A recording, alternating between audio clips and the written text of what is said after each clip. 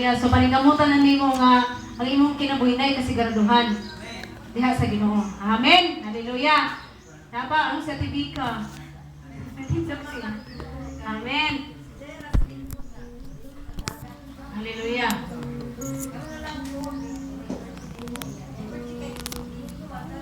Amen.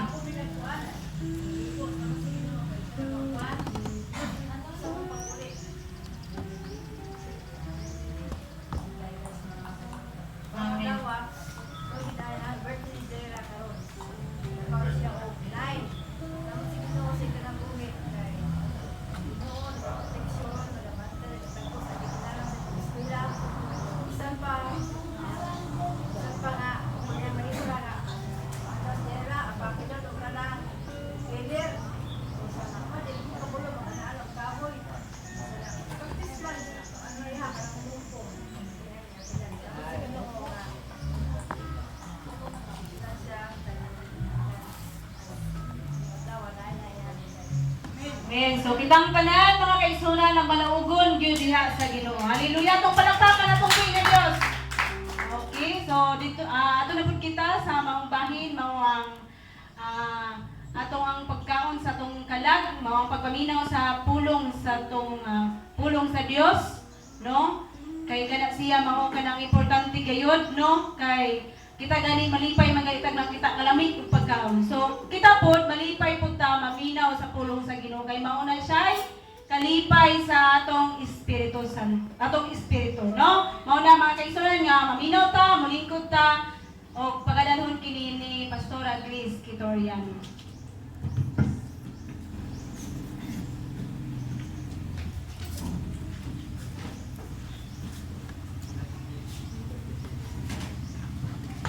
Hello. Praise God. Ayong udto kanatong tanan mga igsuon. Daghan ang wala karon. Tingali unsay mga kapulian. Pero padayon lang nato nga iampo ang atong mga kaigsuonan nga di kayo magpadaog sa mga kalaay o mga kaluya. Padayon ta sa atong mga pagsimba o pagpatalinghog karon sa pulong sa Dios. Hallelujah. Mga igsoon, ang atong mensahe karon dinhi sa Filipos 4:8. Praise God.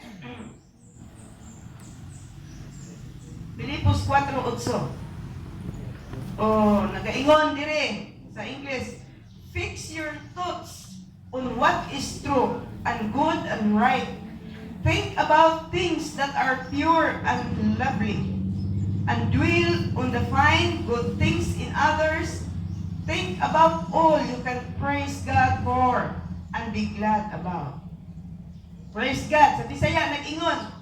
Sa katapusan, mga igsuon, puna ang inyong huna-huna sa mga butang nga maayo o angay daygon. Sa mga butang nga matuod, ligdong, matarong, putli, matahom, o halangdon. Magaampo tao na sa iyang mga pulong. Hallelujah! Ginoong Dios ni ining kautuhon kami niya sa pagpamalandong sa imong mga pulong.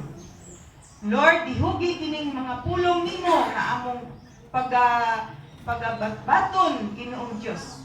Dihugi ang imong alagad nga maoy magapaambit niini.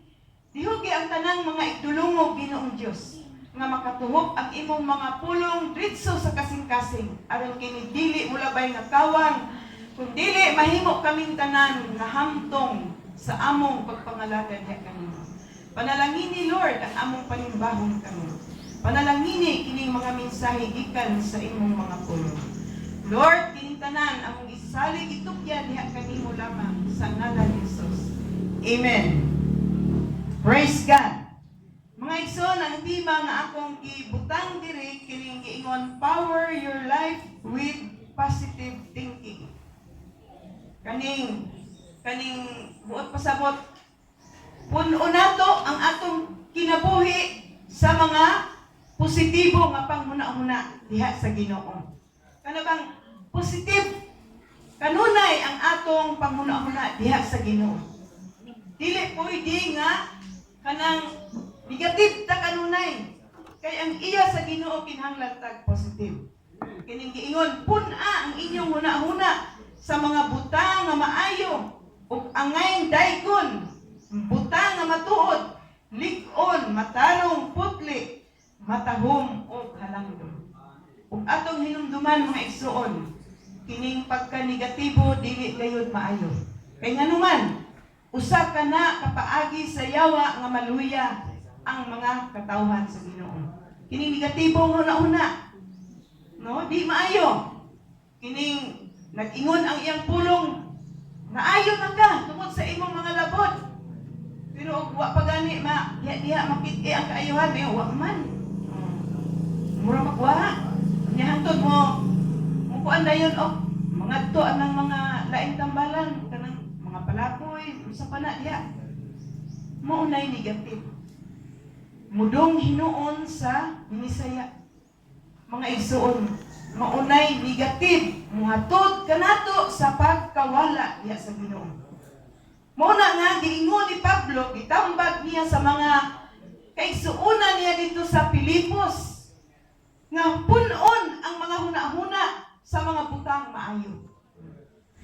Mga butang nga positibo diha sa Ginoo. Kaning iya sa Ginoo, mga igsuon, maunay ato kanunay hinumduman. Kaya nga naman, ang katawhan sa Ginoo ma-failure kung negative ang ilang pagpangalagad. O, hinumduman nato katong mga katawhan, mga Israelita sa una nga gidumala ni Moises.